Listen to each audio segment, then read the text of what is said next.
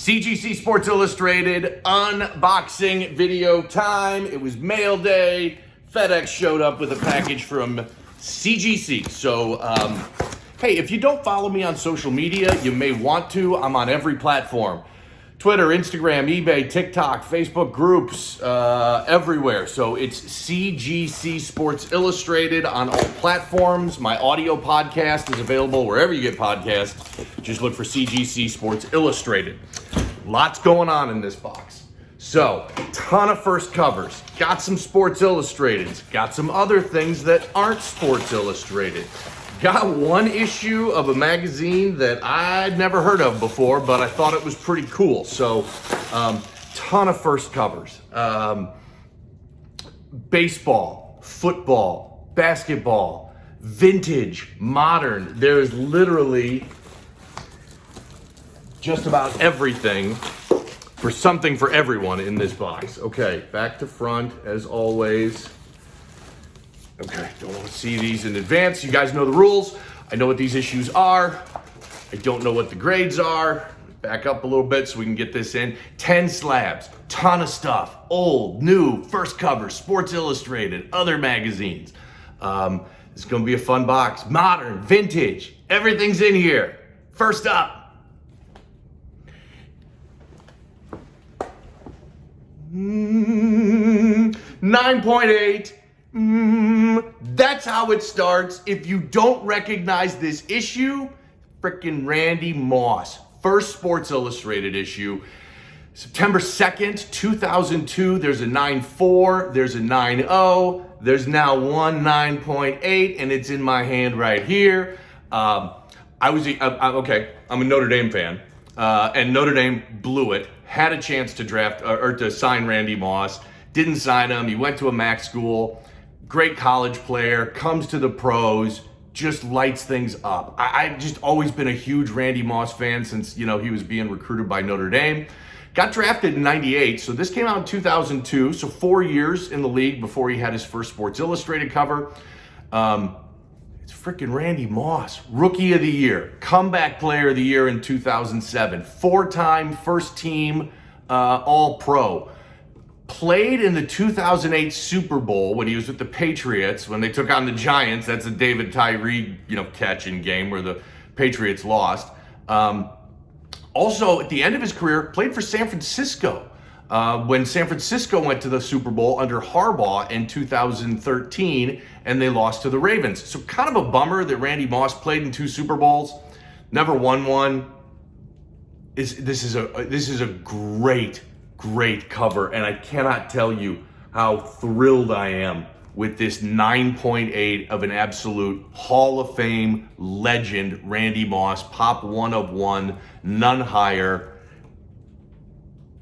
Oh, this is awesome. By the way, really, you can't tell here, but that picture with Randy, that's actually a flap. You can see the seam right here. So let's talk about, how impossible it is to get a 9.8 in this issue. Look at the back. Tons of dark ink along the spine. Tons of dark ink matching that dark Vikings purple along the spine there. And then you've got this flap. And what that does is, it's just another point where you can get deductions. You've got another corner, 2 corners. You've got this whole strip right there that can become damaged, in addition to obviously the corners over there. So, uber difficult issue to find, impossible to find in 9.8. Actually, it is possible.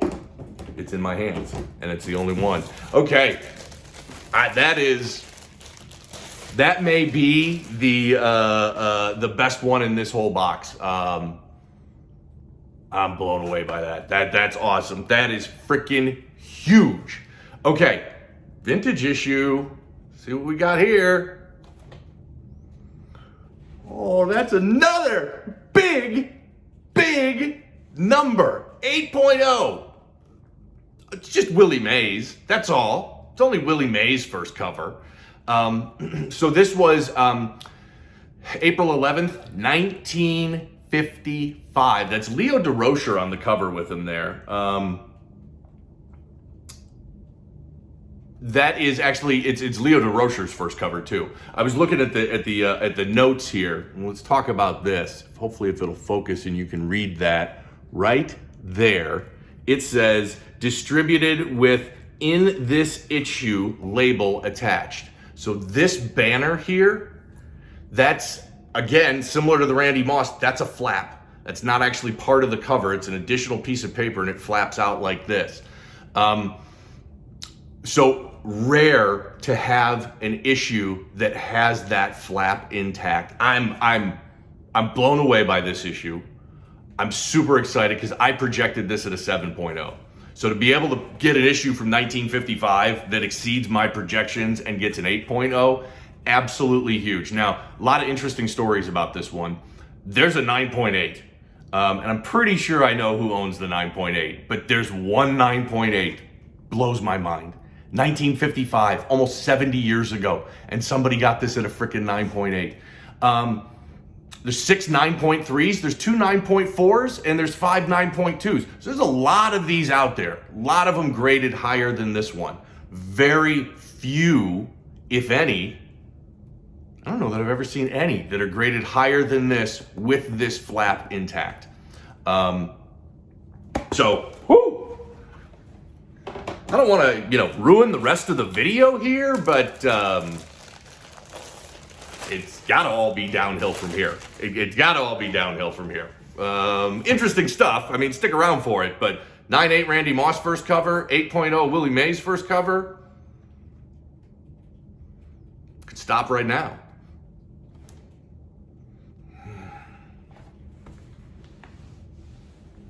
See, I gotta keep my mouth shut. I just jinxed the rest of the whole frickin' box. I gotta keep my damn mouth shut. Michael Jordan, Air Power, June 17th, 1991. You can see that 9.6 and why I'm even more upset with the 9.6 in this specific instance is I already own it in a 9.6. I sent it in because I was trying to upgrade and get that 9.8. Didn't happen. This is right after the Bulls won their first championship, beat the Lakers 4-1. That Game 5 where the Bulls won was June 11th, 91. This came out June 17th, 91. There are now 4 9.6s. There are 4 9.2s. There's 2 9.0s. I already own it at 9.6. Let's just move on. Why did I jinx myself talking about how the whole box was downhill after those first two? That's all right. We're saving it right here. We're coming back right here with a 9.8 modern issue. And we did! Woo! I am all in on Shohei Ohtani. If you've seen some of my other unboxing videos, you know I own this in a 9.8 already. Another 9.8. Shohei's electric. From the mound. From the plate. MVP of the American League this year. There are now 7 9.8s. There's 5 9.6s. I'm going to keep harping on this. God, they still didn't put first Shohei Ohtani cover on the label, even though I asked them to do that. That's all right. I keep harping on this. This is a variant first cover. So what's a variant, or sometimes called a regional cover? So Sports Illustrated would produce the same magazine, but they would produce multiple covers, and they would distribute them regionally. And sometimes it was ultra regionally. Like I did a video not too long ago on social media about Matt Stafford's first cover. There were 6 different covers distributed that week in 2008 when Matt Stafford was on the cover. He played at Georgia. His issue was really only distributed kind of in the Georgia region. That's it. It makes first covers even more rare. Because again, if you're, the estimates are Sports Illustrated produced about 50,000 copies of newsstand issues every single week. This is a 2-cover variant regional, so there were 2 covers produced that week. So you can assume they produced the same amount of newsstands. 25,000 of them ish had Shohei Ohtani on the cover, and the other 25,000 that week had the New York Yankees on the cover. So Shohei 9.8. First cover, by the way, just Mike Trout on the cover with him too, to add a little bit extra something into this one. Super tough to get in a high grade. black ink all around this thing. Flaws come screaming out. You've got some color on the back. This is the spine there. Not real dark, but you can see there's color on the back there. So again, real tough to get a clean 9.8. All right, we are back. We are back. After that 9.6 Jordan, we're back and we're moving on to what's next. Oh, this is very, very nice. Okay, so this is Lou Alcindor. This is Sport Magazine. It's shown you some of these in the past. It's kind of like Sports Illustrated's little brother. I try and stick to the big, Sports Illustrated is my number one. I'll collect some Time magazine or Newsweek magazine when they've got magazines when they've got a big athlete, especially their first cover. I'd say after those three, and keep in mind Time and Newsweek didn't put a whole lot of athletes on the cover, so there's not a lot of choices there. But after those, I'd say Sport's probably the next most collectible. This is Lou Alcindor with the Bucks. This is from May 1971. Sport Magazine's difficult to get in high grades. It was just a lower quality publication, lower quality ink. Oddly enough, it's a square spine magazine with staples, which I have no idea why they produced it that way. All other square spine magazines were produced and the spine was glued, but for some reason they glued and stapled it, but the staples were like underneath the front cover and the front back. So if you push on it, the front cover, that staple comes popping through. So sports in general are really tough to get in a high grade. This is a pop 1 of 1, none higher. Lou Alcindor, 1971, Sport Magazine cover. That was back when he was with the Bucks, looking good.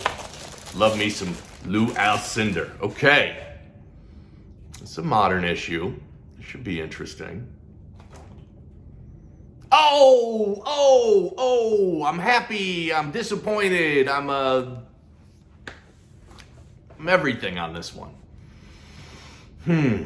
I really was pushing for that 9.0 on this one. If you don't recognize this is Slam Magazine. Slam Magazine started in the mid-90s, basketball only publication. It was kind of after my generation, so if you're probably like under 40, Slam is a really big deal. It's a big deal to me too. This is Kobe Bryant's first cover, February 1997. The reason why I'm disappointed on that 8.5, so there's one 9.8 out there. It's for sale on eBay if you want to see it. He's asking an astronomical price for it. I hope he gets it. But there's one 9.8. There's now 4 8.5s. I was hoping to break up above that 8.5 tier to have the second highest graded, but it didn't happen. Who else is on the cover? Marcus Camby, Sharif Abdul-Rahim, Antoine Walker. Kobe doesn't even get a mention. Look at that. Camby, Rahim, Antoine Walker. They don't even mention Kobe. We forget about this. Kobe was underrated when he came into the league. It was weird for an 18-year-old to start playing in the NBA. He was a kid. He was young. He got drafted by the Hornets and traded to the Lakers, for God's sakes. And I think he was drafted like 13th or 14th. I mean, it's insane. Kobe was massively underrated. They put him on Slam Magazine, and he's right there, and he's not even mentioned on the cover. But it's freaking Kobe. So Kobe's first cover, Slam Magazine, February 1997. This is now the 4th 8.5 in the world, behind the one and only 9.8. By the way, Slam, similar to Sport Magazine, Slam Magazine is constructed very poorly. And it's not a dig against them, but it's difficult for us as collectors. Again, what I really find hard is, so Slam magazines are difficult to get in a high grade. Where they really did a poor job, I think, was in their packaging and shipping. So a lot of times you get those wraps, bundle wraps, that give you spine ticks, that break color and trash the front and the back. It's just, Slam's really, really difficult to get in a high grade. So I'm kind of happy with the 8.5. Really wish it would have popped that 9 or higher. Okay, 4 left, including this one. We got to get moving. A lot to get through. Okay, Sport Magazine. Another one. Now, this is Lou Alcindor's first Sport Magazine cover. This is from April 1967. And you can see him with the classic skyhook there. This is back when he was playing with UCLA. Again, Sport Magazine, difficult to get in a high grade. That's why I was thrilled with that Lou Alcindor 8.5. That was a pop 1 of 1, none higher. Really difficult to get these in a high grade. Lots of black on this one. You guys know the issues with that. Those flaws come screaming out. There is a 9.6 of this, but after that, this 6.0, next highest graded of Lou Alcindor's first sport magazine cover. Okay, 3 left. It's rock and roll. Oh, this is vintage. What do we got?